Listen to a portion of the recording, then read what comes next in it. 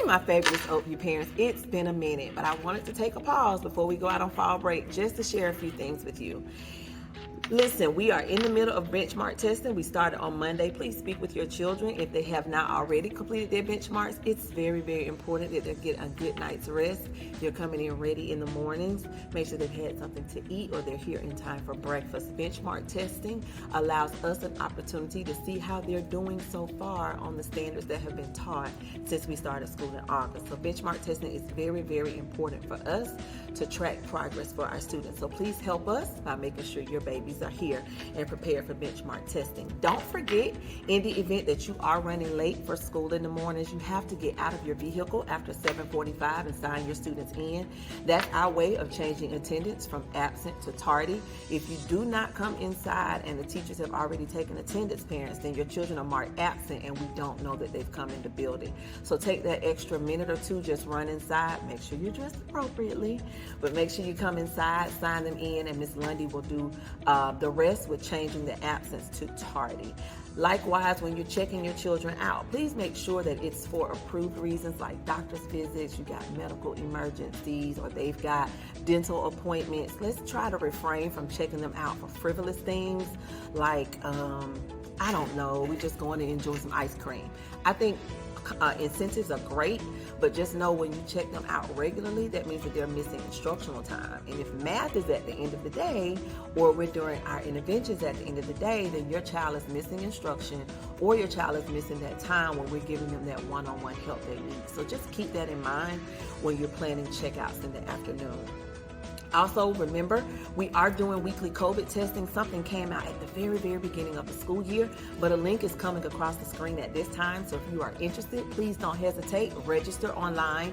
We have healthcare professionals that come into the building every Monday from 10 to 11:30. Yes, these are healthcare professionals. It's not school staff.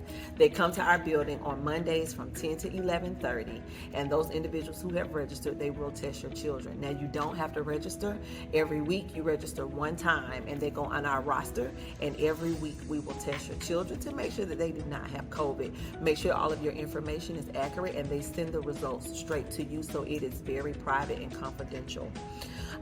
We are a uniform school, so we abide by dress code. I'm starting to see a lot of students that are not in dress code.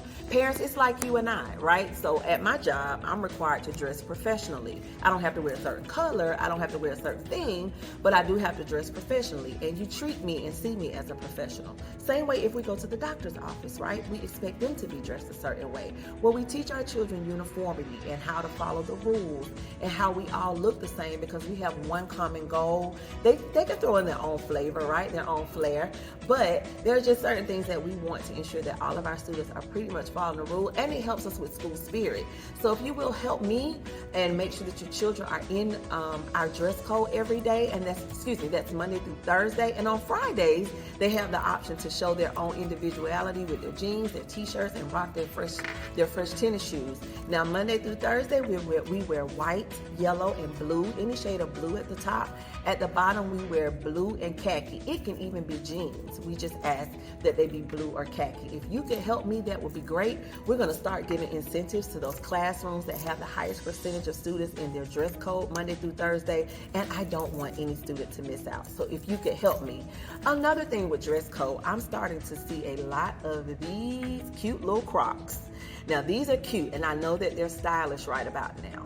But when you think about it, these are not safe on our floors. I've seen several students fall. I've had staff to fall.